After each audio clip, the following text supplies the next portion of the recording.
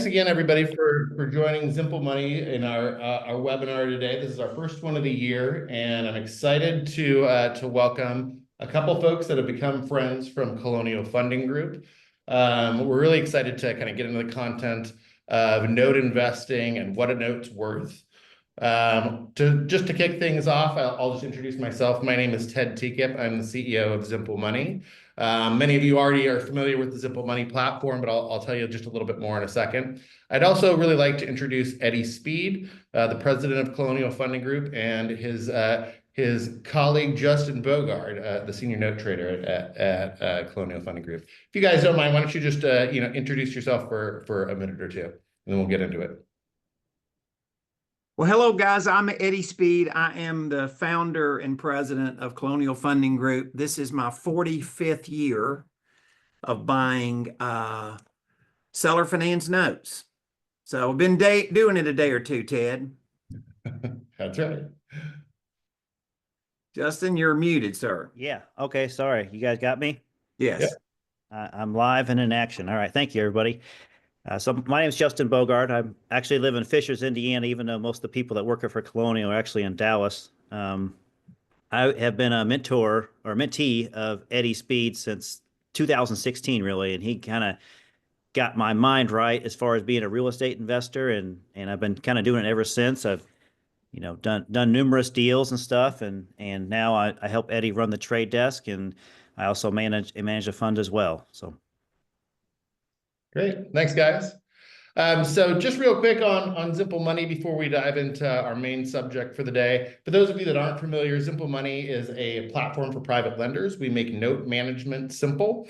We're a purpose-built loan accounting system and payments automation platform to manage seller notes on business acquisitions, land sales and commercial real estate transactions, investments from self-directed IRAs, and repayments to investors.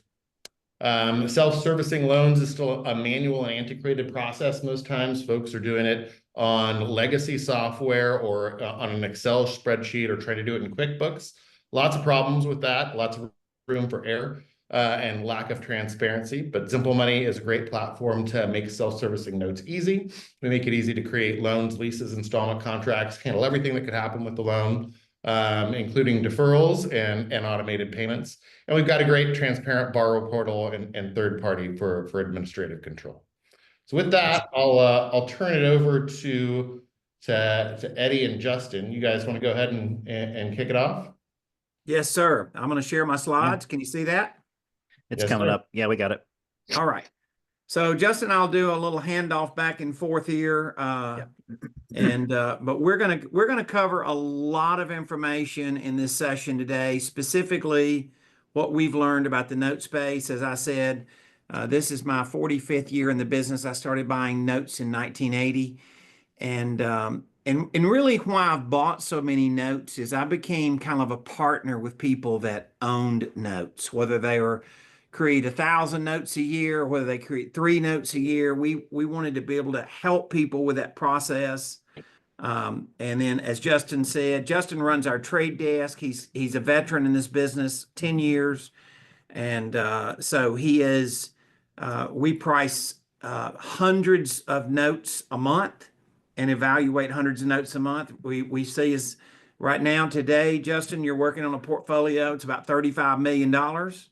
Yep. To working on one note that's about, $40,000. So that's kind of what Justin's day looks like every day in this business. He and I've already been on the phone literally twice today, looking at some loans, and I think we'll have a meeting here after this. So this is kind of, we're in the note space, trying to go help people do the business well. So let's talk first of all around, Justin, really what is our mission for this business? Yeah, and we're trying to help y'all figure out how do you create the best note and what do note buyers look for, and what values we're going to talk about today, what drives a note value, what makes a good, what properties are good seller candidates for seller financing, how to market those properties for seller financing, the paperwork that it's written on, underwriting, how do you qualify a borrower or a buyer, and the compliance aspect of it. What are the new rules and regulations in place so that you're aware of things to stay compliant? Because the last thing you want is the Attorney General knocking on your door saying, "Hey, we'd like to do an audit and see how you're doing." Yeah, so that's definitely a case. The market has changed and circumstances have changed. And so we just try to help people with the best formula in making these notes. And the question always becomes like, do I sell a note or do I keep a note? Right. And we're not saying anybody on here will ever want to sell all the notes you have or sell any of the notes you have. Yep. But I will say to you that a level of awareness sometimes changes our vantage point. So, do you want to recapitalize? Meaning, do you want to take your equity that is tied up in a note, and do you want to, recapitalize it? Do you want to sell that note? And what are the possibilities if you sell that note? And the answer, I think, is pretty simple, and that is, when is a lump sum of capital more powerful than your cash flow of the note? Right, and that really becomes the litmus test. Does discount make sense? If you have a note and you're selling it to someone and selling a discounted note, does it make sense to discount it? It doesn't always make sense to discount it, but can it ever make sense to discount it, right? So the next thing would be, can you avoid discount, right? Can you learn how to do things in a way that you're doing it, thinking differently than how others maybe with lesser field of vision know to do? And we're going to talk about that. Is there potentially a tax benefit to selling the note, right? And so let's start out with the thing that I've been asked. Justin, I want to say 50,000 times. That probably is a light number. Yeah. How do you figure out what a note's worth, Eddie? And it's a great question. And so there's really 6 variables that we're going to break down and talk about what a note is worth. So Justin, I'm going to let you cover these, sir. Yeah. So survey says this is how we tee up this slide. So Yeah. it's the buyer, right? That's probably our number one criteria there. And we're talking about the buyer's credit worthiness, the collateral. What type of property is this? This a piece of land? Is it a single family house? Like what are we talking about? Their equity, skin in the game, essentially, right? You would like somebody to have essentially more than $1 into this deal to make you feel like this is something vested, they're going to stay in there long term. The terms of the loan matter, right? Is this going to be a loan that's for a couple years, or it's going to be 30 years? What's the rate on it? All those things matter. The payment history, this really comes into play, and what you hear us say is seasoning. And seasoning just means, how long have they been paying? Have they been paying a couple of months? Been paying a couple of years? Have they been paying 5, 6, 7, 8 years? Like that kind of matters, because you can kind of look back in the past and see how they're making their payments and the consistency at which they're making their payments. And paperwork, that's pretty important. On what is it, a homemade document that somebody went to LegalZoom and downloaded, or do they have their neighbor write it on a napkin, or is it a legitimate, a homogeneous paperwork that's like a Fannie Mae, Freddie Mac doc that's fully compliant and fully vetted? Like what type of paperwork do you have? And so that's what we're going to be discussing today, and what's driving the values there.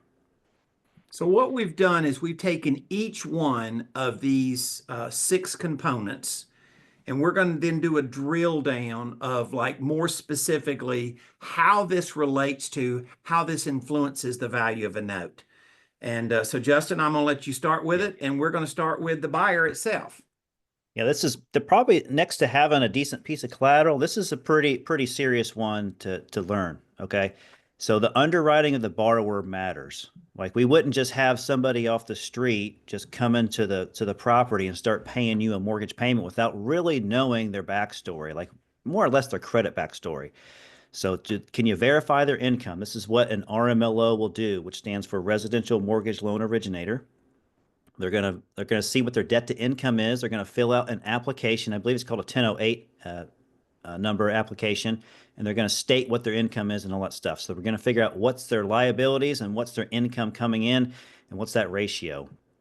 Their credit score, are they below 500? Are they an 800 credit score? Where did they land, so we know how they've been paying other creditors? Payment history at previous residence. So maybe they've rented for 2 or 3 years and they got a solid rent history.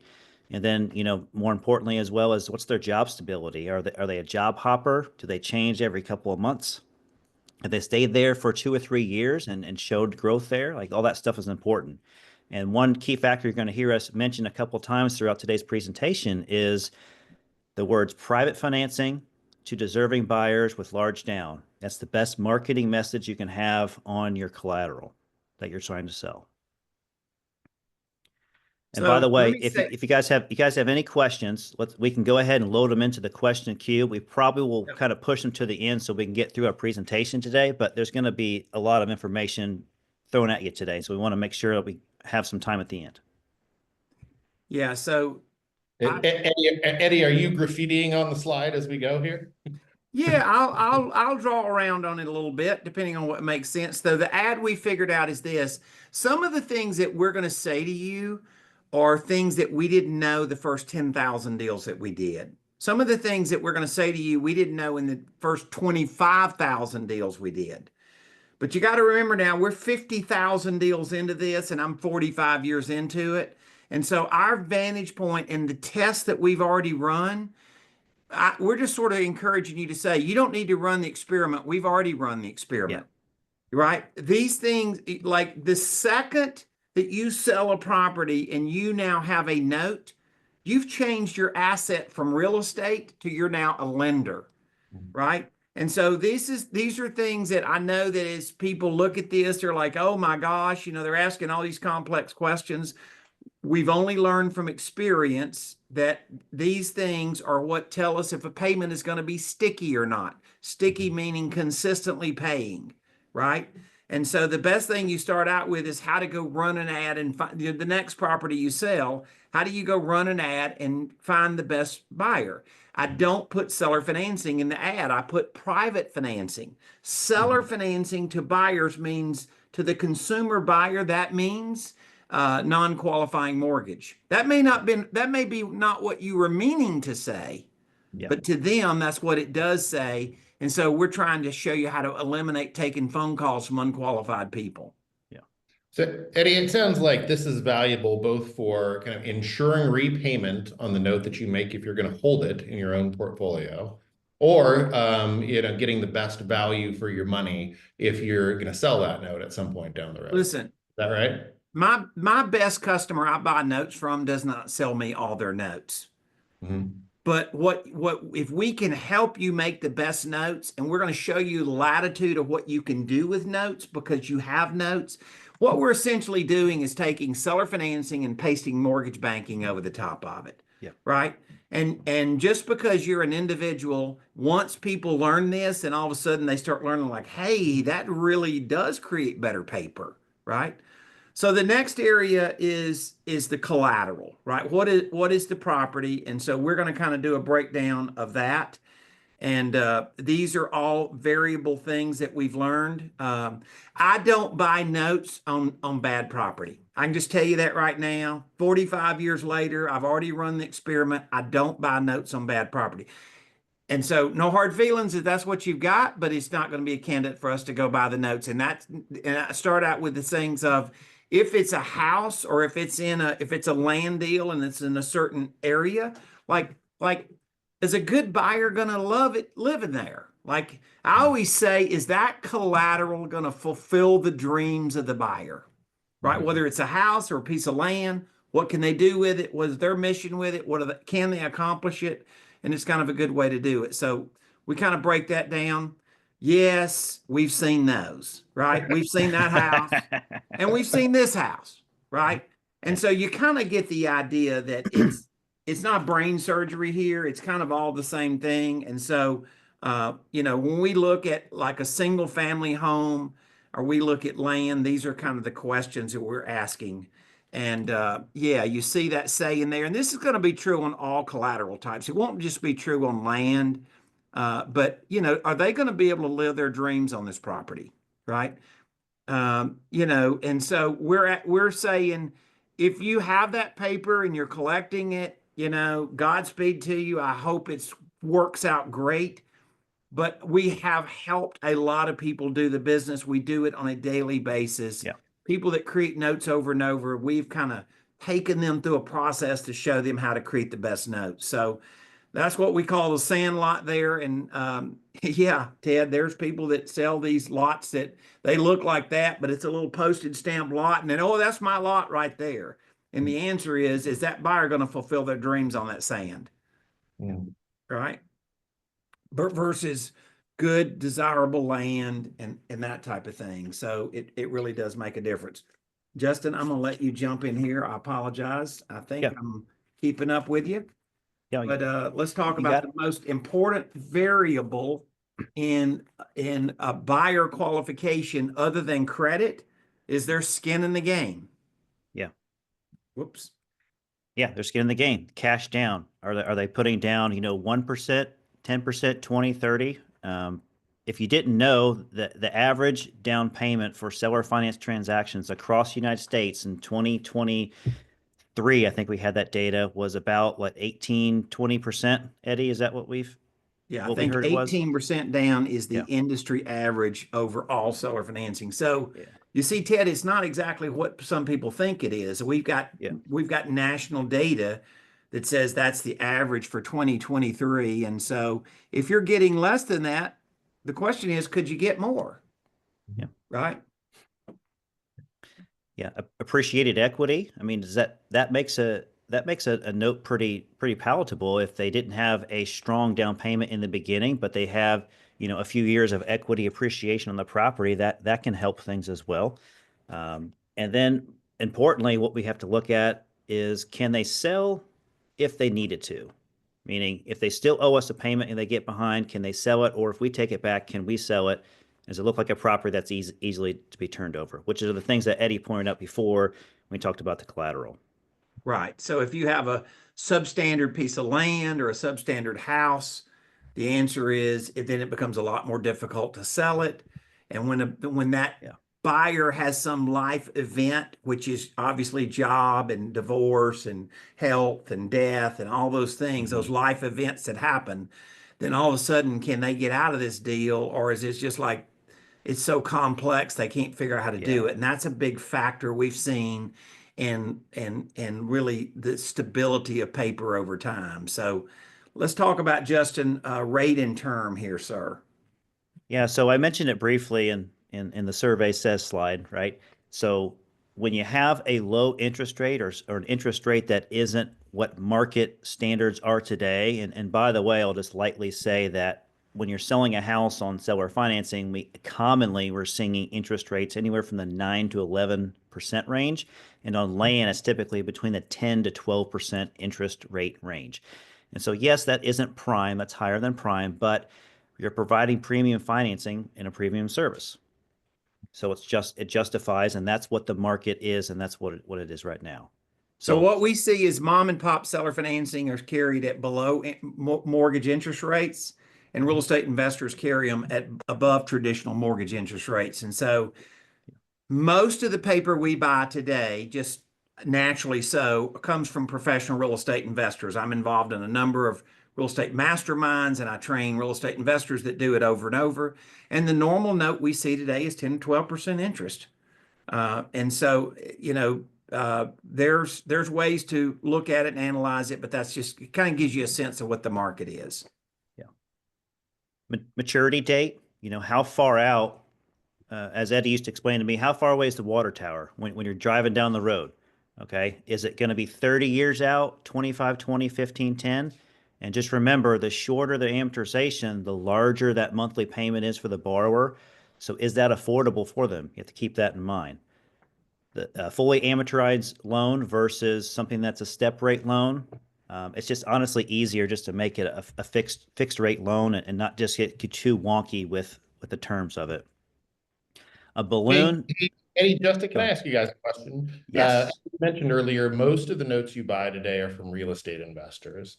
Do you buy notes from mom and pops? And Yes, sir.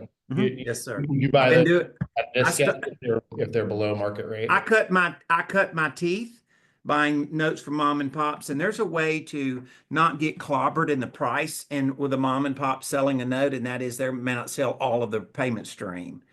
So you're going to have clients that are not professional real estate investors or not even amateur real estate investors. They just have one note. And we're gonna show them a strategy down the road somewhere that's something that a lot of people wouldn't necessarily think about. So I bought, thousands of notes for mom and pops, and we still do. Most of the people that drop mail and buy notes, they're brokers. And so if they're good, we'll still price loans from them. If the broker themselves are not of the professional standard we think that they should be, then we probably just don't fool with them. But we still are well known in the business and still buy one-off notes. Thank you. Yeah. You're welcome. That's a good question. So balloons. Are balloons illegal? No, they're not illegal, but there's a way to do a balloon, and there's a logical way of thinking of doing a balloon. So we say, is it enforceable? Meaning, is it legal and compliant? And I think you probably want to set it at least 7 years out if you're doing a balloon. And then the other question you have to ask yourself is a balloon really going to make sense for the borrower? Because are they going to be able to refi this loan when that balloon hits, or are you just going to have a fully amortized loan from the beginning? Meaning, if they don't have a great credit score, or if they don't have a substantial skin in the game from the beginning, that loan to value is not going to make much difference as you go down the road 3, 4, 5 years. The needle's not going to move that much because you're paying so much in interest in the beginning life of that loan. All right. Next one here. So so we talked about this just a second ago about the payment, when I was saying if the amortization is short, if that water tower is close to you, that monthly payment's going to be a lot higher. The plus to that is that if you plan on recapitalizing on this note in the future, it's going to be more valuable to you. It's going to be sold at, let's just say, more of a premium. And if it's a note that's stretched out really long, like 30 years, and it's a $50,000 note, well, they're going to be paying a lot of interest over time. And that note's not going to be nearly as valuable to someone that's buying it like us in the secondary market. So you want to think about the way that you're making your loan and how your amortization is working. You want to have it be logically, make sense for the borrower as far as the length of time and what that monthly payment's going to hit. So Justin, what I'm showing them here is I'm really showing them, just kind of different color schemes of a note, right? Okay. And that really, if you look at the first part of that note, the yellow part, that's clearly those payments are more valuable than the back part of that note, right? And so, it's just like, when would you rather have your money, today or in 20 years, right? So present value, future dollar. So that's a concept that really affects how a loan is analyzed and discounted. And guess what I did? I took an Excel spreadsheet and I showed an image of $1,000 and what it's worth today based on when it's due. So if you had a payment that's due tomorrow, Ted, well, $1,000 is pretty much worth $1,000. You can see that right there, right? Yeah. But if it's due 5 years from now, that $1,000 today is only worth $600. If it's due 10 years from now, that $1,000 is only worth less than $400. If it's due 15 years from now all of a sudden it's worth $200. And guess what happens if is due 30 years from now? It's worth a dime on the dollar today. Yeah. And so this is just Excel. It's just a picture graph in Excel that calculates the present value of a future payment, right? And this becomes the world of the discount note space, right? So let's go back to a question that I asked earlier. When do you discount your note, right? Or does it make sense to discount your note? Or is there a way you can avoid discounting your note, right? And so the answer is, from what you've just seen, if we bought the payments on the front end and you kept the payments on the back end, why it's discounted. You've seen like actually scientific math to show we're not just making up a number.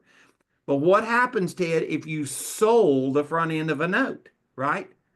And so here's the example of what we call selling a partial. Here's the long-term note. What if you just sold the front part of that note, and all of a sudden you just sold this portion of the note right here? You didn't sell the whole payments. You just sold these payments. You see, getting a lump sum of money could have a great value, but saving a discount could also be a good compromise, right? And so if you looked at a note, an example of $1,000 a month, you're going to sell that portion of the note, 60 months of the note, and you're just selling a front end of that note. Now, wait a minute. What if there's a tax hack? What if there's a tax hack? Because if you collect those first 5 years worth of the note, somebody is going to pay you $54,789 in interest. Ted, how is that taxed? It's taxed at regular income rate, right? Ordinary income, right? Mhm. But you see, if you sold a partial, Ted, that now could be considered an asset sale. And that asset, that gain on sale would be offset against a basis.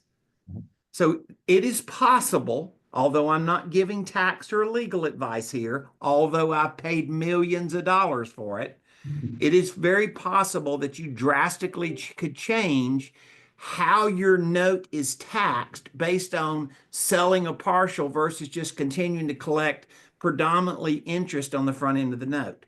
$60,000 worth of payments in the first 5 years, $1,000 a month times 60 months, right? Mhm. But literally only $5,000 is principal, and the rest of it is interest, as taxed as ordinary income. So what we're trying to do is to show people, those 50,000 deals and the things you figure out in the first 10,000 and all that stuff. We're giving you the summary of a long experiment, showing you some creative ways that you could look at the business, right? Justin, explain this for us, partner. So this is an example of when we're on calls with, let's say, a real estate investor that has a portfolio of notes. And so $1 million worth. $1 million worth of notes. So let's just say that's 10 notes, $100,000 each. Simple math. So we're taking a graph and we're doing an average and a blend of the portfolio. We're saying, look, we're going to actually buy all these notes, but we're going to buy a partial into it. And so this is how they can keep a lot of residual in the back end with the tax hack that Eddie just mentioned before. So what are we saying? We're saying of this $1 million of principal that's owed today, we want to buy 73% of that amount today. So 731K, as you can see in the blue box in the upper corner. So this graph in blue shows the yield curve of what we're buying into, and that orange in there is the remainder or the residual of what is their wealth in the future, or if they sell off early, the difference between the blue and the orange, if you go up vertically, is what they get to keep as the principal still owed to them. So we call it a reassignment amount. So you look 180 months out in a perfect scenario, and the loans pay off at exactly month 181. This is the reassignment amount that's owed to the borrower. So we're buying 73% of the principal balance today, and they're still owed 81% of today's principal balance on the back end. So they collect 816 plus 731. I'm not a math major, but I think that's about $1.5 million overall wealth on this portfolio. Now you start to understand the art of financial modeling, right? You're selling your front payments. You're not selling them for half of the amount that you're owed. You're getting 70% of the amount that's owed, not 50% of the amount that's owed. You get the loan back, and this is the most heavily taxed part of the note. So you're selling the most heavily taxed part of the note. You're getting the loan back when this is the most heavy part of the principal, the backside of the loan. So you're still owed 81 cents of what they owed originally, right? And so we have a lot of guys that break up land and do houses and do this. I've done this scenario in my career 25,000 times, 25,000 notes. I've done this too. So I've worked with a lot of real estate investors, a lot of mom and pop investors to do this. There's a lot of ways this can make sense. This isn't standard pricing on every deal, because we're going to apply the same formulas that we showed you at the beginning. So the property and the terms on the loan, the underwriting, all of these variables matter in exactly how they price out. But this is a real example we regularly see with people that we work with and help do notes. So this could make a lot of sense for somebody to consider. It's just done in a way that most people don't think about it. Yeah. Justin, let's talk about the pay history, sir. Okay. So pay history, as we mentioned before, it's our our peek at looking in the past. So when they have a pay history, it can be a strong redeeming factor to overcome somebody with weaker credit. So what's weaker credit? So something that's probably in the mid to low 600s or even below, it can overcome some of those factors, and that's what we get around. So when we see pay history, we like that, and we call seasoning. And so we look back, like I said, and we see the timeline of how they paid and when they paid and the consistency at which they paid. Okay. It does help with weaker collateral. So what if the buyer has great credit, which is the next question? Well, we don't have to see as much pay history because we already have a system in place that with credit scores and financial underwriting to show like what was their past ability to pay with other creditors, and that gives us some latitude to say we don't have to see 2, 3, 4 years of pay history on this particular person because we know what their credit is today. We can buy a deal with really good credit with no seasoning. You don't have to collect payments for 2 years. But with good credit, we can buy a loan, as we like to say, when the ink's wet, meaning when the ink's wet on the note, right? So why do we require seasoning where people have either weak credit or weak collateral? Because that becomes a redeeming factor. That pay history becomes a redeeming factor that overrides some negatives in the loan. Everything in our business is a scale of redeeming and unredeeming factors, right? We buy less than perfect notes. Our thing is we just have to figure out, like, is it perfect enough? We don't want to go buy your note to go foreclose on the property. We want to buy the note knowing that it's going to pay every month. But we want to give you maximum opportunity in looking at, like, okay, if you're going to consider selling a note, how does it make the most sense for you? We've bought enough notes that we don't need, if we want to make sure we're a fit for you, and if we're a fit for you and selling the note is the right fit, well, then all of a sudden you've got a transaction that makes sense for anybody, right? So here's another variable. It's like, let's assume this person has poor credit, okay? Like, they don't have good credit, they have poor credit. When is the most likely chance of a problem going to occur? A 30-year loan? The most likely chance is right in here in the first part of the loan, right? And so if you look at this loan and this scenario here, then this is why, if you already have this in pay history, you've already gotten past this point, well, then they're less likely to have a problem. Even though their credit may not be strong, they're more likely to have experienced a problem early in the game. That's not 1,000% true, but it's statistically a truth. And so kind of think of it in terms of this. There's probably a 20% chance of default in the first 2 years, right? If they have really questionable credit. So if you've gotten them past that point, they've already paid, right? Now all of a sudden we're looking at the backside of the loan after it's got a 2-year pay history. Well, then there's a lot less chance of a default. So that's kind of the logic in our mind and how we look at a loan and why we ask the questions that we ask. Listen, for us, it's just a risk management blueprint. We've done thousands of loans. We know how to analyze. We know what historical data is. And so we're just trying to show you, like, this business becomes not such a mystery anymore when you kind of see the logic and how we do it. Okay. Justin, let's talk about some paperwork, sir. You've heard me mention before, homemade and homogeneous. So a homemade paperwork is what I mentioned earlier about maybe you just downloaded a document or borrowed it from a friend that's done a couple of real estate transactions. That's not what we want to see. We want to see something that's compliant and homogeneous. So you've heard of the word land contract. And you probably heard of the word note and mortgage, note and deed of trust, depending on what state you're in. I'm in Indiana, so we do mortgages.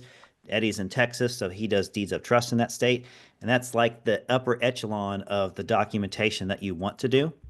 There are reasons to do a land contract, but it's definitely not the instrument that you want to use in the beginning when you're originating a loan. Hey Couple guys, Still, what's the go ahead. best place to get the right documentation to make sure that somebody does this well? If Ted, if you were one of these hotshot real estate investors that we work with, and they're taking seller financing, and we're helping them pay some mortgage banking over the top of it, we're going to use Fannie docs. We're going to use Fannie Mae docs. Why would you not? You're a lender. You want to look like a bank. You don't want to look like a pawn shop, right?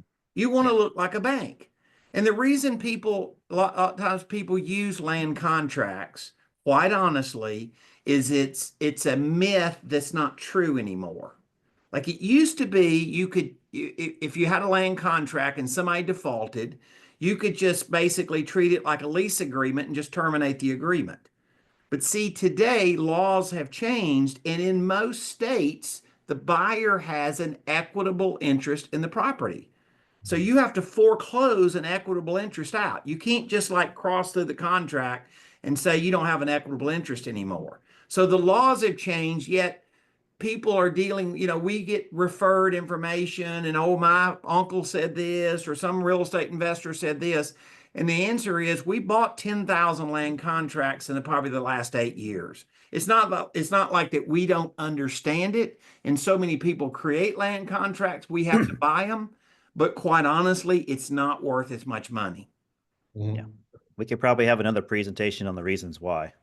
Right. So the other thing is it's the same thing with Dodd-Frank. Dodd-Frank is a law that regulates mortgage lending. And you're saying, well, I'm seller financing, I'm not a mortgage lender. Well, that's not maybe technically true, right?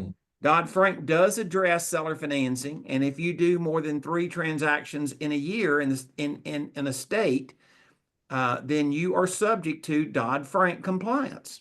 So then you need to hire an RMLO, and you need to do other things. And so Ted, you could say, well, that's no big deal. I'm not going to worry about it. They're not going to catch me. And you could be right? You could be right, but you wouldn't want to see what the fines are if you ignored it if you got caught.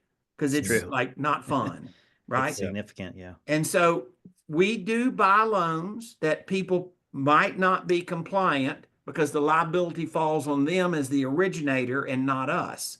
We're not more likely to cause them to get in trouble, but we're just saying if you want to tighten it up, like I can't go take non-Dodd-Frank compliant loans. I can't go take that to a bank or an insurance company and go sell it in a package of loans. So guess what? I can't pay as much money. Right? Those are the reasons why the market is what it is. And so we've always learned it, like when you show somebody where you're at and how that works, then that's obviously important. And now all of a sudden they understand where you're coming from. Okay. And so these are the protections as far as, can you demand insurance? Can you demand the taxes are paid? Are you escrowing it? Are you taking care of these things? These are kind of like the servicing things that really matter. Okay. I go back to this saying right here, which is, like the more you can look standard versus unusual, you can probably figure you've increased the value of your note, Ted. Does that make sense? Yeah. All right. Let's talk about loan structure. One of the things that we've helped real estate investors with is like, what is an appropriate down payment? And if you get less than 20% down, should you maybe structure an 80% first and a 10% second? I developed the note system for home investors, the ugly house guys. Literally, I started that process in 1990, right? I developed the note system for them. So we've learned in helping people how to structure loans. And I go back to this ad that we keep alluding to. This is the Facebook ad. This is the ad you'd run to go put on the yard sign to sell your property. That advertising, that wording will produce a far better buyer than using some other words like no bank qualifying or seller financing and not saying anything else. All of those things kind of resonate to the buyer like, hey, I can have really substandard qualifications and they'll still loan me the money. Yeah. And as I said, would you rather, if you were going to rely on consistent payments, Ted, would you rather be the bank or a pawn shop? Yeah. You get what I'm saying? Of course. Now, this is a little bit of a stretch to do today. This is a little bit deep, but it makes you understand if you're creating notes and you don't want to create loans like, so this is the loan to value, right? Let's just say that you sold a property and there's a 90% loan. And so it's 90% and the buyer paid 10% down. Ted, would you say that's pretty standard in a real estate deal? Sure. Yeah. Okay. But once again, on the other side, what are the cushion factors for us as a note buyer? Now, we're not saying we always want to be at 50% because that's definitely not true.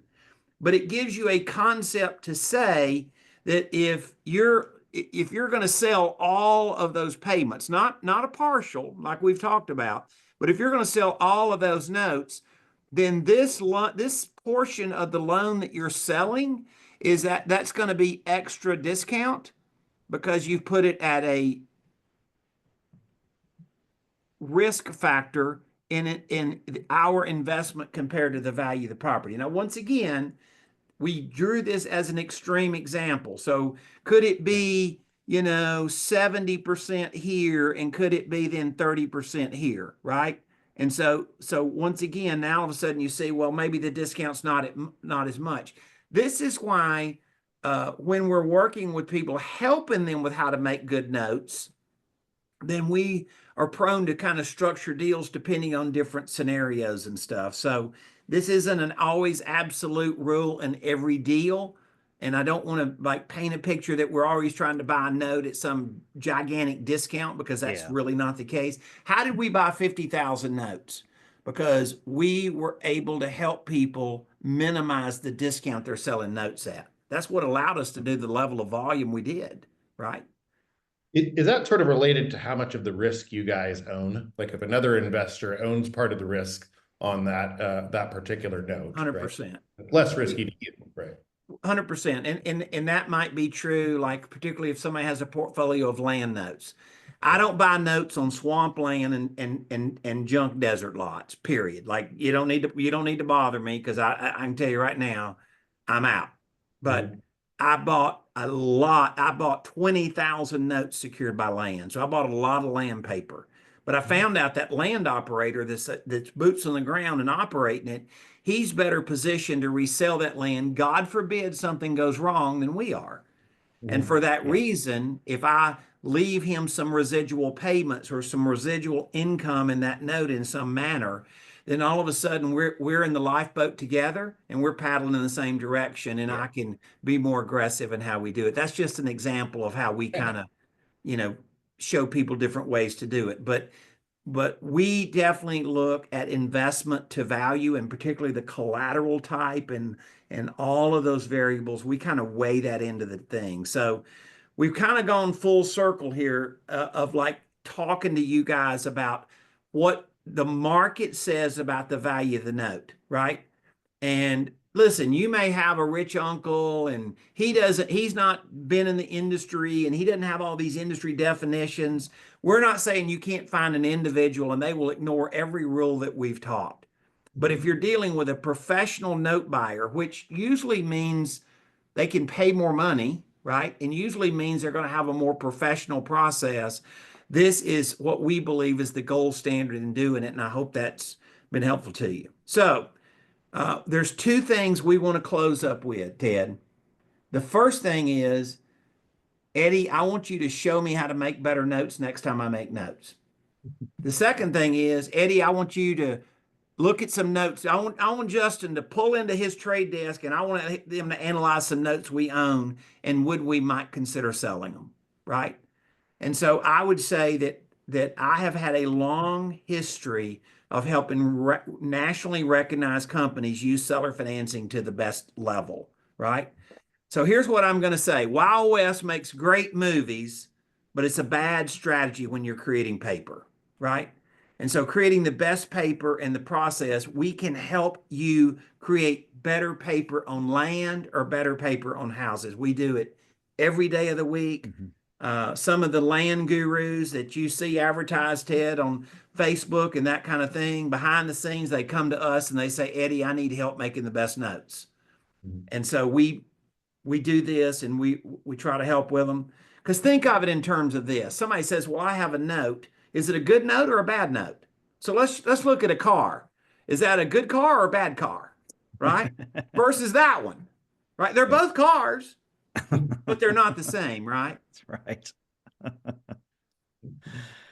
So we talked about this earlier. What if we could take seller financing and paste mortgage banking on top of it? Let me say this to you. If the second you sell your property and you owner finance it, you've entered into a different business. You are now a lender. Your asset is a loan. Your asset is not the property anymore, right? So you've entered into a loan. So what have we figured out to do an overlay to show you how to make paper? Whether you ever sell us a note or not, we're willing to help you with how to make the best notes, right? And so it's just a recipe, right? There's, it's just cooking the stuff with the right recipe. And what we're going to be able to do is kind of give you a matrix and show you how to do it. Our company mission is to help people make the best and most valuable seller finance notes, right? So how do we do that? Well, it's a formula, right? We start out with the terms of the sale. We talked about the terms of the note. We talked about qualifying the buyer. We talked about things like at best advertising. These are all things that we've learned that start out that make a good product at the end, right? And how that works.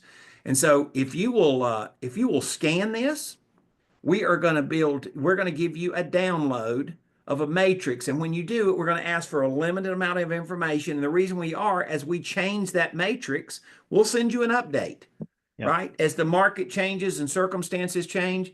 This is a formula of how to make the best notes. I started this with HomeVestors a long time ago. I've done it this is how we bought 50,000 notes, is that we help people with a formula and a recipe of how to make good notes. Okay.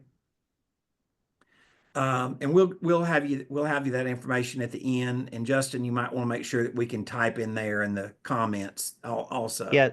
Ted, I can send you a message in the chat for our email address as well. I don't know if I can release it to the audience. So please do. And I'll take that QR code and that slide and put it on our resources tab on our website. Awesome. Thank you. Now, Ted, here's what you're not looking for. Right? That was last night. That's the recipe you're not looking for. And so if you would like to sell us a single note, or if you have a portfolio of notes, this is how you reach Justin. And there's a team that works on this. And there's our email address right there. And we would love to look at some notes that you have. We have a submission form. And that'll be more specific based on, is it land? Is it a house? Is it one note? Is it a portfolio? So once we have more of a sense of what you might have for sale, so just do us a line or two and describe it in there. By the way, tell us where you came from. We're going to treat you guys right. Zimple has been very kind in giving us an audience here to kind of talk about what we have spent our career learning. And Ted, I hope it's been very valuable today. Yeah, thanks very much, Eddie and Justin. You guys really do so much for the note investing industry in terms of education and helping people understand, what makes up a quality note, how the different parts of the industry work together. And I think you really deliver a lot of value, outside of any sort of economics for yourselves, and we really appreciate that. So thanks so much for joining us today and for providing all this valuable content to our customers and other folks out there. Really. Well, we are so glad we're so glad to be a part of this. Thank you so much. We do care. We care about the industry. We care about the good of the industries. I'm one of the founders of the Seller Finance Coalition. And at state level and at the national level, we are fighting for seller financing with our lawmakers. And we now have a seat at the table instead of being on the menu, as the joke is about, Yeah. And so we're proud and honored to do that. We're honored to have good industry partners like you guys. Ted Zimple has done a great job of having a really efficient product. I remember the days when we didn't have stuff so good, right? So we're grateful to you guys. If Colonial can be of help for you guys, reach out to Justin and his team, and we will be glad to look at a note. We'll, if you want us to do the matrix, you can just, scan that in, or you can email us, and we'll be glad to send you a link. We're always glad to hear from you guys. I hope we've been of extreme value today. Yeah. Thanks again so much, guys. Really appreciate it, and have a great rest of your day. And thanks to everyone who joined us today. I hope this was valuable for you. All right. Have a great day. Bye now.